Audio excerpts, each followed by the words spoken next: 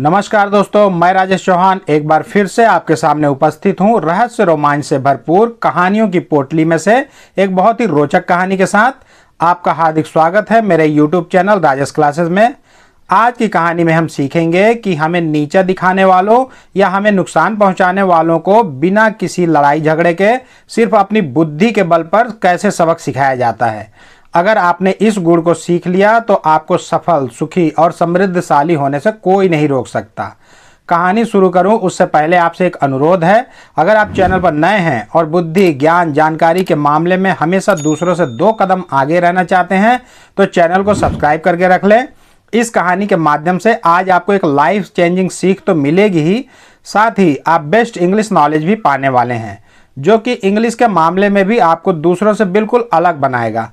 क्योंकि कहानी के दौरान हम नए नए वर्ड्स की एक से अधिक यूनिक मीनिंग्स को तो जानेंगे ही, साथ साथ ग्रामर और विशेषकर टेंस के पोर्शन को बड़ी ही बारीकी से और बहुत ही आसान भाषा में कवर करते जाएंगे।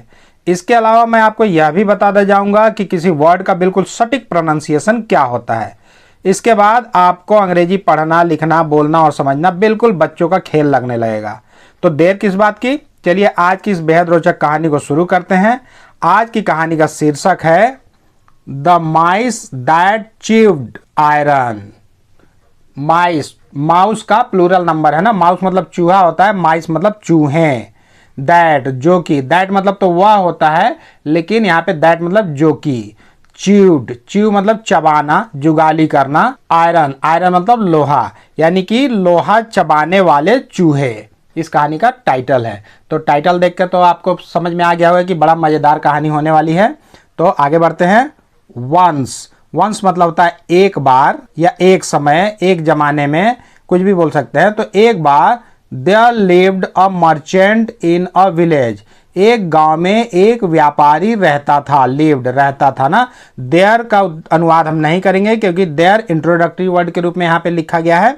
जैसे मैंने अपने पिछले वीडियो में बताया था कि इंग्लिश में कुछ ऐसे वर्ड होते हैं जिनको परिचयात्मक शब्द के रूप में इस्तेमाल किया जाता है। जैसे इट भी होता है ना, एक IT इट, उसका भी परिचयात्मक रूप में इस्तेमाल किया जाता है और देयर भी वैसे ही होता है। तो यहाँ से पढ़ेंगे ना, एक गांव में एक व्यापारी रहता था। ये पास्ट इंडेफिनिट टेंस का सेंटेंस है क्योंकि यहाँ पे लीव का लिव्ड हुआ है। वन डे, एक दिन, he left for the town to start a new business. इसको बुशीनेस नहीं पढ़ेंगे ना, बिजनेस पढ़ेंगे। तो वह एक दिन लेफ्ट, लेफ्ट जो है ना वो लीव का सेकंड रूप है। Leave, left, left. एक लेफ्ट मतलब बायां भी होता है ना, बाएं हाथ, बाम, बाम पक्ष वाला बोलते हैं लेफ्ट। तो वो लेफ्ट का बायां वाला मतलब यहाँ मत निकालिएगा। तो ये लीव के पास्ट टेंस के रूप में यहाँ पे लेफ्ट लिखा गया ना।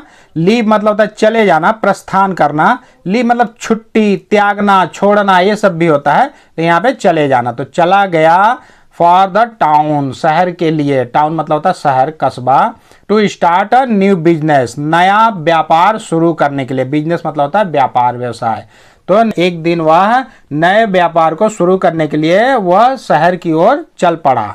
बिफोर लिविंग, जाने से पहले, he requested his friend to keep a heavy iron balance until he returned. उसने अपने दोस्त से विनती किया। रिक्वेस्ट करना, रिक्वेस्ट मतलब निवेदन करना, विनती करना, प्रार्थना करना। तो उसने अपने मित्र से विनती किया, टू कीप, रखने के लिए।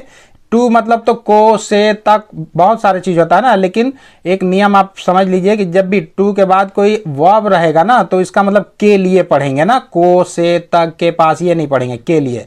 तो रखने के लिए एक भारी लोहे का बैलेंस, बैलेंस मतलब तराजू। बैलेंस मतलब संतुलन भी होता है। बैलेंस मतलब शेष, बचा हुआ, बकाया, देय राशि, इसको ही बैलेंस बोलते हैं ना। लेकिन इस सेंटेंस के हिसाब से यहाँ पे बैलेंस मतलब तराजू होगा, कि तराजू को, भारी तराजू को उसके पास रखने के लिए निवेदन किया। अंटिल, अंटिल मतलब जब तक, तब तक, तक। तो जब तक ही रिटर्न्ड, जब तक कि वह वापस ना आ जाए। तो उसने अपने दोस्त से जाने से पहले निवेदन किया कि मेरे जो तराजू है उसको अपने पास रख लो जब तक मैं वापस ना आ जाऊं, फिर आऊंगा तो मुझे दे देना। आफ्टर अ ईयर, एक वर्ष बाद, आफ्टर मतलब बाद में, the merchant visited his friend, जो व्यापारी था वो वापस आया और अपने दोस्त से मिलने गया। विजिट मतलब होता है मिलने जाना, मुलाकात करना, दौरा करना। तो अपने दोस्त से मुलाकात करने गया, मिलने गया। And asked for his iron balance, और अपने लोहे के तराजू के लिए उसने पूछा, मांगा, याचना किया, कुछ भी बोल सकते हैं कि उसने अपने लोहे के तराजू को मांगा। हालांकि जो ओरिजिनल जो हम कहानी पढ़े थे, सुने थे बचपन में, तो उसमें लोहे का तराजू नहीं रहता है, सोने का तराजू रहता है ना, गोल्ड बैलेंस रहता है। क्योंकि सोना अगर कोई आपका ले जाए तो ज़्यादा दुख होता है, लोहे का अगर कोई ले गया तो उतना दुख नहीं लगता है। तो वो सोने का तराजू था, सोने का तराजू उसके पास था, वो अपने दोस्त के पास रखा हुआ था। तो लेकिन यहाँ पे आयरन दिया है तो आयरन ही पढ़ते हैं, लेकिन अपने दिमाग में आप सोने का तराजू को इमेजिन करके इसको सुनिए, इस कहानी को, और मजा आएगा। द फ्रेंड सैड, अब मित्र बोला, उसका दोस्त, there are many mice at my home, they ate it.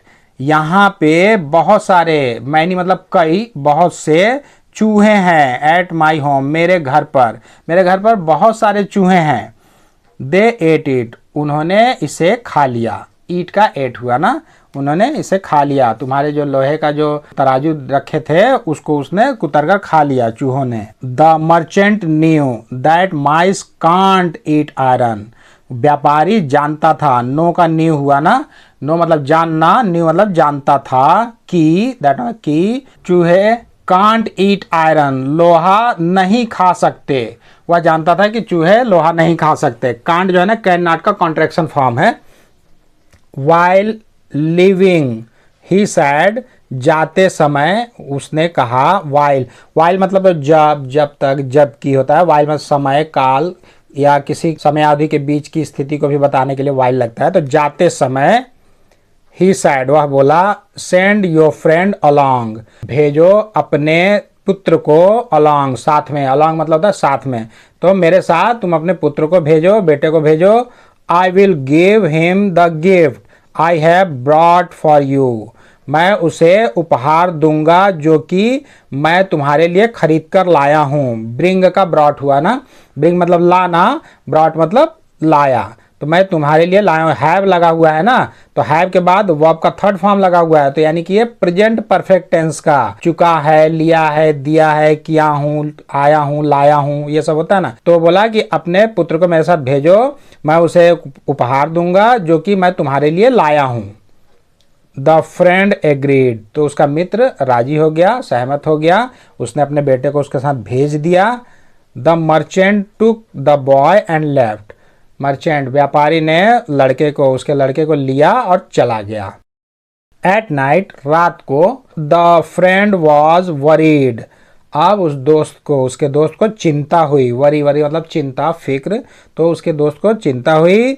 As मतलब तो जब, जैसे, चूंकि, मानो, इसलिए कि, सब होता है, तो यहाँ पे होगा क्योंकि हिज सन हैडंट रिटर्न्ड, उसका पुत्र अभी तक नहीं लौटा था।